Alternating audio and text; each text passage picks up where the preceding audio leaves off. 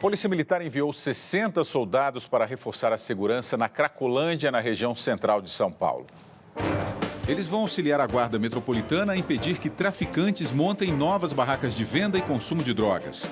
Na semana passada, as tendas foram desarmadas na região e usuários entraram em confronto com a polícia. 3 pessoas ficaram feridas. Um professor de uma escola pública de Rio Claro, no interior de São Paulo, foi agredido por um aluno com um tijolo de concreto. O adolescente tinha sido expulso porque estava atrapalhando a aula. O professor fraturou o nariz e agora pensa em desistir da carreira. Um trem descarrilhou e bateu num poste perto da Central do Brasil, no Rio de Janeiro. Ninguém ficou ferido, mas a circulação foi interrompida em 8 estações e os passageiros tiveram de seguir viagem a pé. A Agência Reguladora de Transportes Ferroviários investiga as causas do acidente. Moisés, essa questão da violência com os professores, principalmente da rede pública nas periferias, é muito grave, né? É gravíssimo, William. E veja que nós estamos tendo uma série de situações, às vezes na forma de manifestações de protesto, em que as pessoas estão usando a violência. Professores, eu evidentemente sou totalmente contra a repressão que ocorreu no Paraná em relação aos professores, mas deixando isso de lado, olhando o outro lado da questão, os professores também estavam muito violentos. Como aqui no caso de São Paulo, apareceu nas reportagens um grupo de professores tentando arrebentar a porta da Secretaria da Educação. Veja, se você dá esse exemplo para os garotos, né, eu não estou dizendo que uma coisa justifique a outra, né? Nada justifica, a violência é injustificável. Mas se você dá esses exemplos, você cria um clima, uma atmosfera, como se essa fosse a maneira das pessoas se relacionarem, de enfrentar os problemas, né?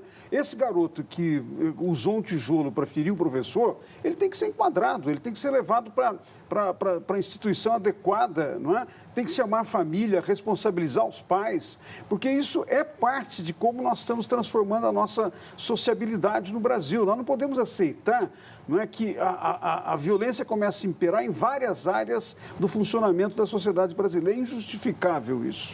Por que essa violência está dentro da escola, Cenis? Tem alguma parcela de culpa à própria família? Eu acho que um pouco sim. Agora, esse caso, infelizmente, não é um caso isolado, né? O que a gente tem você pega nos índices de violência dentro de sala de aula contra a professora, é significativo, pelo menos em São Paulo, onde eu vi a última vez a estatística.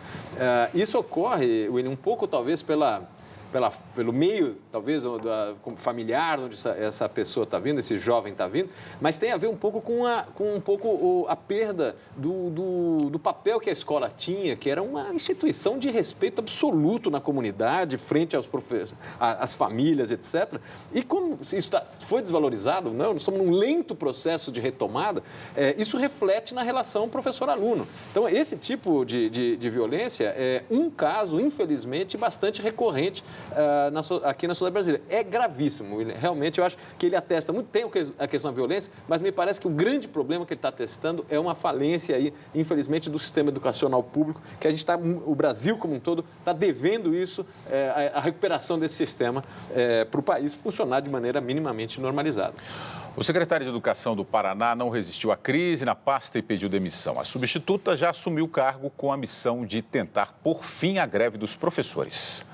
Ana Séries Trento deu aulas na rede pública por 40 anos e estava na superintendência da Secretaria de Educação do Estado.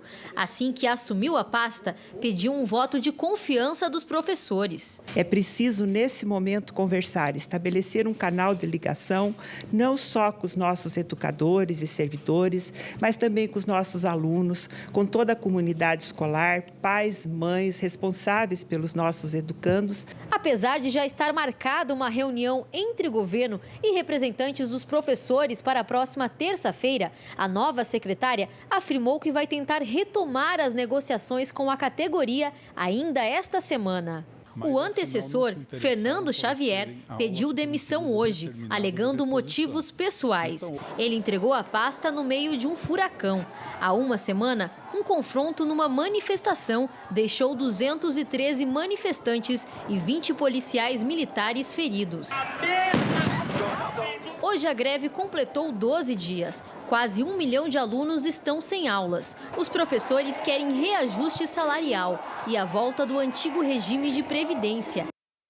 O Supremo Tribunal Federal autoriza busca sigilosa na Câmara dos Deputados. Um oficial de justiça e um procurador da República coletaram dados no setor de informática. Eles buscavam documentos sobre uma suposta chantagem do presidente da Casa, Eduardo Cunha, a uma fornecedora da Petrobras. O Procurador-Geral da República, Rodrigo Janot, autorizou a procura depois de documentos mostrarem que Eduardo Cunha foi autor de 2 requerimentos ao Tribunal de Contas da União. Esses documentos seriam utilizados para chantagear uma fornecedora da Petrobras, que havia encerrado o pagamento da propina. Os tais requerimentos, ele não tem nenhum impacto, não tem nenhuma influência no contexto daquilo que está sendo investigado, porque as partes dos 2 lados negaram qualquer coisa em depoimentos já prestados. Então não há o que se falar, é uma tentativa de procurar prova para justificar algo que não aconteceu. Além disso, o presidente da Câmara já estaria articulando junto à CPI da Petrobras a convocação de Janot para depor. Em Curitiba, 9 envolvidos prestaram depoimento hoje, todos relacionados às empreiteiras Engevix e Galvão Engenharia. E na 4ª sentença da Lava Jato, o juiz federal Sérgio Moro condenou o doleiro Alberto Youssef e mais 3 pessoas por lavagem de dinheiro numa operação feita em 2008. Segundo a denúncia, uma indústria sediada em Londrina teria sido usada pelo ex-deputado José Janene, do PP, para lavar dinheiro. Janene morreu em 2010 e foi citado ontem por Paulo Roberto Costa, ex-diretor de abastecimento da Petrobras, como o primeiro político do partido a receber propina. O Partido Progressista nega recebimento de propina e hoje mais um empreiteiro foi colocado em prisão domiciliar pelo Supremo Tribunal Federal. Dario Queiroz de Galvão Filho, sócio da Galvão Engenharia. Moisés, você acha que há aí uma perseguição do procurador ou ele está utilizando mesmo de um procedimento normal de investigação? Eu acho que o Ministério Público e o Procurador-Geral estão fazendo o papel que lhe cabe, papel constitucional. Se existem indícios, provas, etc., tem que ser levadas adiante, mesmo que seja de um político que está ocupando um posto muito importante, como é a presidência da Câmara dos Deputados. Veja, William, nós estávamos comentando aqui antes, não é? As vantagens e os efeitos da transparência na vida política brasileira. O que nós estamos vendo é o sistema de integridade que está se formando no Brasil. Polícia Federal, Ministério Público, Justiça Federal operando. É claro que aí pode haver, eventualmente, uma situação em que as provas são insuficientes, o processo vai mostrar. Eu vi uma declaração do presidente da Câmara de que, eventualmente, a decisão do Procurador-Geral de pedir a investigação teria um aspecto de uma querela pessoal.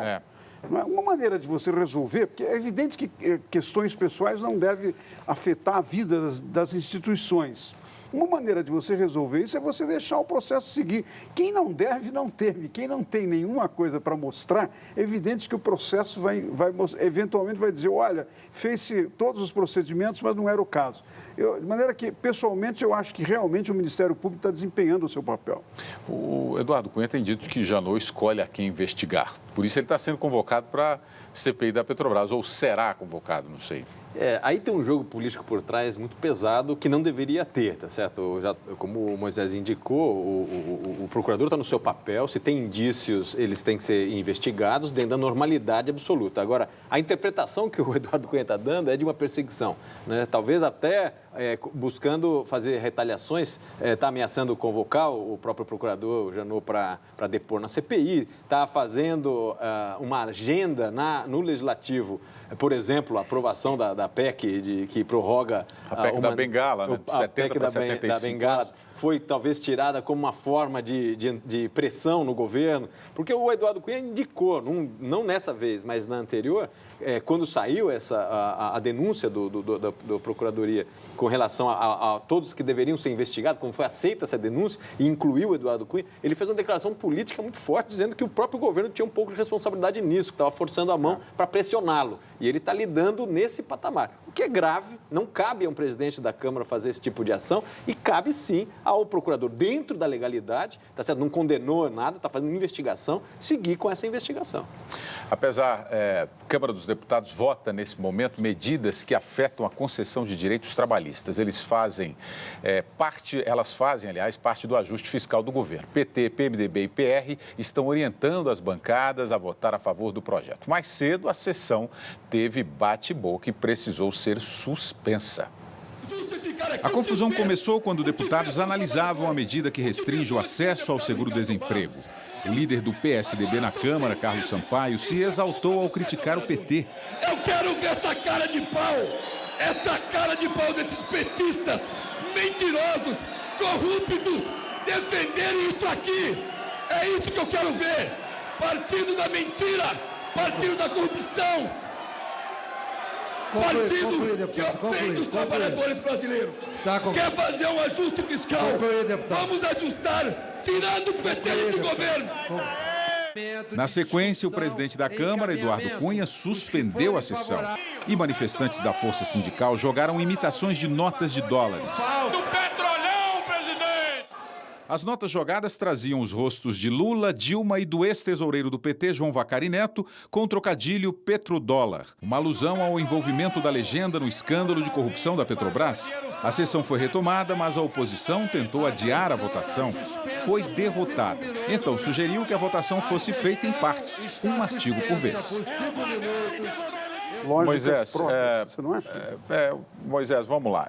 Essa questão aí do parlamento, os ânimos estão acirrados, né? E a gente... Você acha que está perdendo um pouco o rumo esse Congresso Nacional ou não? Olha, tem uma questão de comportamento que numa instituição como o parlamento, que supõe que as pessoas conversam, debatem, discutem para chegar a decisões, eu diria, é preciso ter cuidado, né? Agora, William, uma coisa que está por trás disso que ocorreu nesses últimos 2 dias é um mecanismo do que tem sido chamado no Brasil o presidencialismo de coalizão. Quer dizer, partidos da base aliada não estavam se entendendo. E nesse caso, veja bem, é uma circunstância em que pareceu num determinado momento que o PT, que é o partido da presidência da República, não estivesse inteiramente convencido das medidas que o ajuste pede, que o ajuste reivindica para poder reequilibrar as contas do país. Então, como o PT, ontem não tinha se comprometido, o PMDB, que é o segundo partido mais importante da coalizão, e olha, nós vamos ficar de fora. Por quê? Porque, eventualmente, se só o PMDB bancasse a decisão, pareceria que o PMDB é o partido contra o povo. Há um jogo contra o povo, contra a população. Há um jogo, portanto, político que é próprio, que deveria ser próprio do presidencialismo de coalizão, no sentido de que a coalizão governativa supõe que tem um entendimento. Agora, esse desentendimento, que na verdade nasceu no início do governo, do segundo mandato da presidente Dilma, porque ela, em parte, hostilizou o PT e, ao mesmo tempo, ameaçou retirar a importância do PMDB. Então, agora nós estamos vendo consequências, repercussões de uma má ação de coordenação política da presidente. É provável que hoje, como o PT fechou questão e orientou todos os seus deputados, todos os parlamentares da Câmara para votar a favor, o PMDB vai votar a favor também e é provável que vá se aprovar as medidas. O Bach está dizendo aqui pelo Twitter, tudo teatrinho. Não, acho que nesse caso não é teatro, não. Nesse caso, acho que teve acho que na linha do que o Moisés indicou. O que aconteceu é que você está tendo um braço de ferro dentro da coalizão. Na verdade, quem está liderando as principais votações de temas contra o próprio governo não são os partidos de oposição. Não é o PSDB, não é o PSB, não é o PPS, é o próprio PMDB, que é parte da coalizão do governo.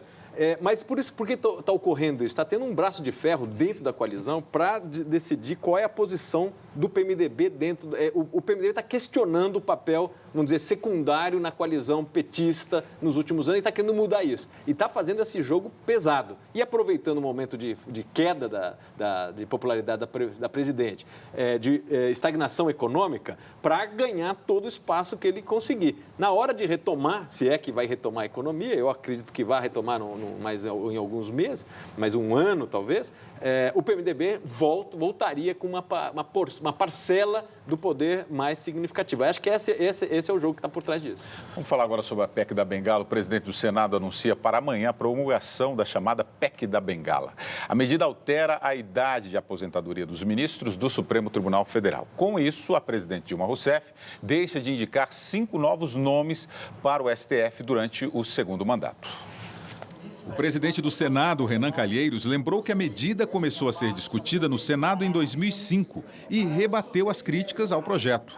Segundo ele, aumentar a idade de aposentadoria dos ministros do STF de 70 para 75 anos foi uma derrota para o governo e uma vitória para o Brasil. O poder político demonstra que não quer politizar os tribunais superiores. A PEC foi aprovada na Câmara ontem à noite e não pode ser vetada pela presidente da República por se tratar de uma proposta de emenda constitucional originada no Legislativo. É uma decisão, como falei, sábia, porque aproveita a experiência de magistrados e de servidores. Eu não preciso tão cedo de uma bengala. Nós devemos alterar o limite de idade para estar no serviço público no tocante a todos os servidores. Nos bastidores, o discurso do ex-presidente Lula em rede nacional, na propaganda do PT contra a terceirização, veiculado durante a votação, foi apontado como responsável por mais uma derrota do governo na Câmara. Eduardo Cunha, que apoia o projeto da terceirização, como foi aprovado na Câmara, tirou o ajuste fiscal da pauta para votar a PEC da Bengala. Durante a exibição do programa petista, houve panelaço em todas as regiões do país. No início da tarde, após o lançamento do Plano Nacional de Agropecuária em Brasília, Dilma Rousseff afirmou que manifestações como o panelaço são naturais no Brasil. Nós construímos a democracia. Então, respeitar a manifestação livre das pessoas é algo que nós conquistamos a duras penas. Eu vejo como mais uma manifestação de uma posição diferente da outra. Moisés, vamos lá. Foi um erro a presença do ex-presidente Lula no programa do PT, porque, queira ou não, ele é uma força política do partido, né? Isso e um panelaço não é nada agradável nesse momento para o ex-presidente. E a outra questão que eu queria ver com você é essa fala dele que acirrou os ânimos porque ele falou contrário à terceirização. Você acha isso mesmo? Não, veja, William, o problema é o seguinte, a pergunta que poderia ser feita é assim, um erro para quem? De que ponto de vista?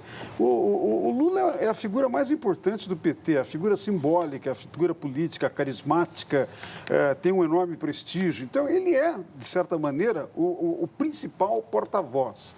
Agora, eu acho que é preciso olhar as outras questões que estão envolvidas nisso. O programa do PT fez uma coisa estranhíssima, não é?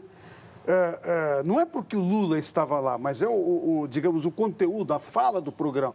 Por um lado, deu a entender que tem uma série de medidas que estão sendo votadas no Congresso que são contra o interesse dos trabalhadores e, portanto, colocou nesse balaio, embora indiretamente, as medidas relativas ao ajuste fiscal.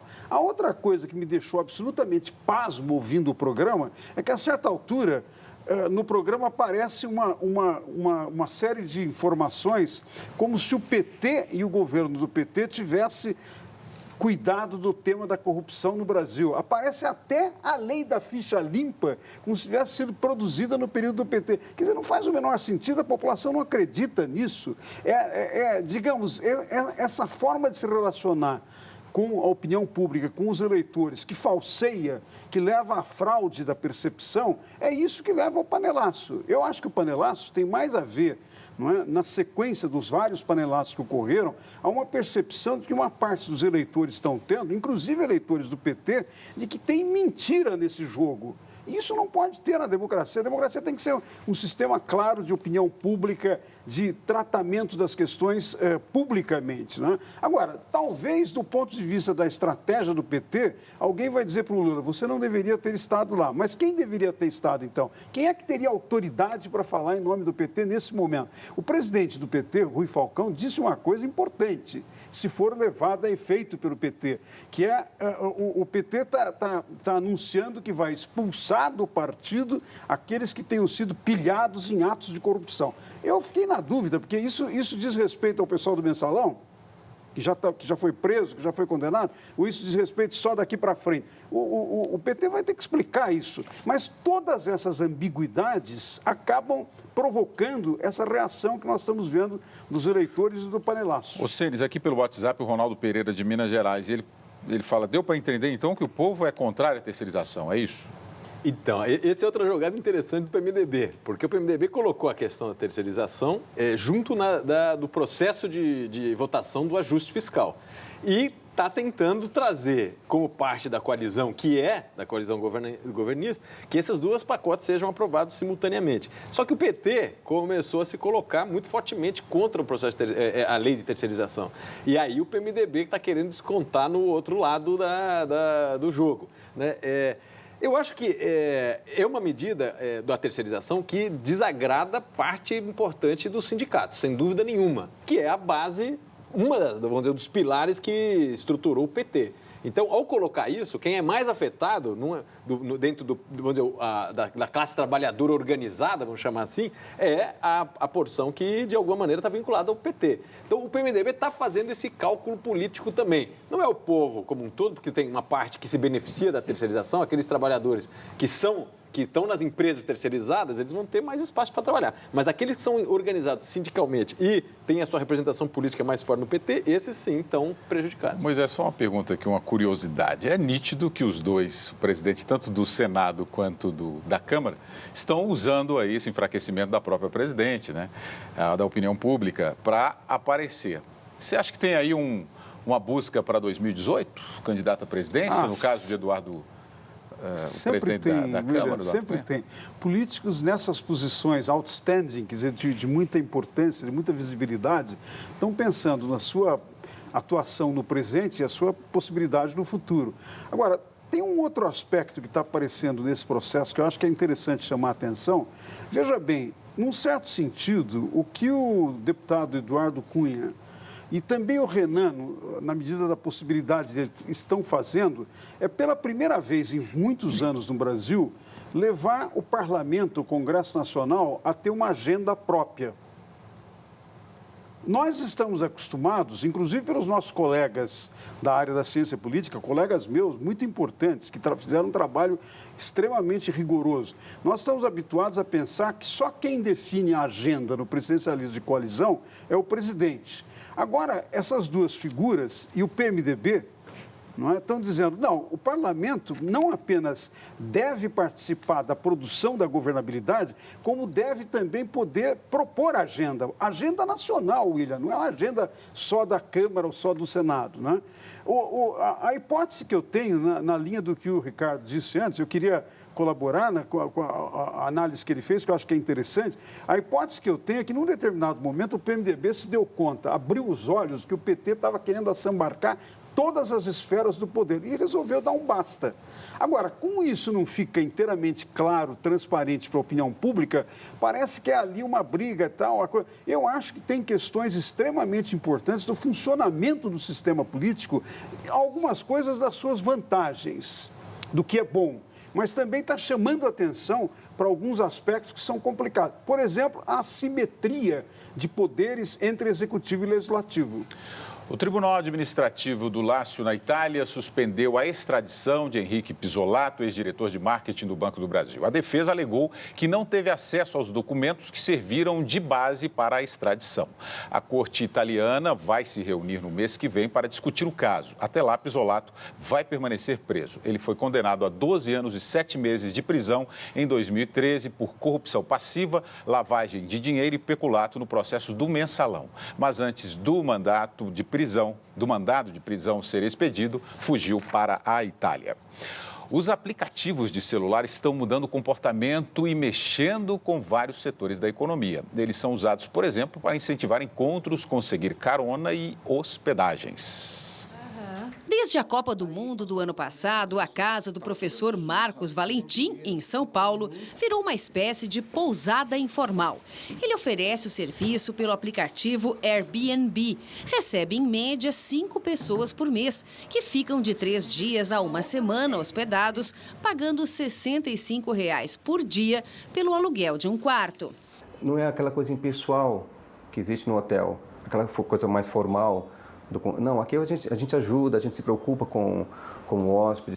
Em outro programa que funciona em tablets e smartphones, o Uber, motoristas oferecem caronas remuneradas. Os taxistas reclamaram da concorrência, recorreram à justiça, mas, por enquanto, o negócio está mantido. Toda mudança enfrenta resistência, assim foi com a internet, depois com as redes sociais e agora os aplicativos. O desafio é conhecer essas ferramentas e aprender a melhor forma de conviver com elas, até porque a tecnologia é um caminho sem volta. Sempre vai existir concorrência. Cabe aos hotéis, aos taxistas oferecer um serviço a mais, um plus, sabe? Alguma coisa que realmente atrai as pessoas para um hotel ou para esse serviço dos táxis, eu não sei. Que eu acho que sempre tem que existir a concorrência para você melhorar o seu serviço. Até as agências de namoro foram afetadas pelos aplicativos de relacionamento.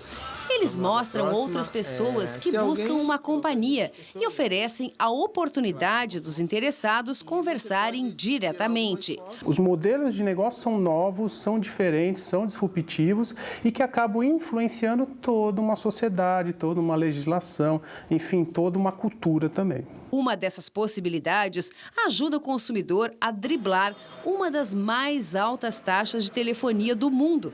Basta uma conexão à internet para fazer ligações de graça pelo Skype, WhatsApp e Facebook. Em breve, vão ter outros novos aplicativos que também vão prejudicar alguns poderes da sociedade. E aí vão entrar mais ações judiciais para inibirem esses aplicativos. Olha aqui o Demis Cunha pelo Twitter. Não adianta lutar contra a tecnologia, é preciso melhorar a qualidade dos serviços para competir. Reclamar não adianta. A grande reclamação de algumas categorias, como os taxistas, é que há uma concorrência desleal, Senes, que não tem impostos, esses aplicativos todo mundo estão livres, a concorrência é extramente desleal.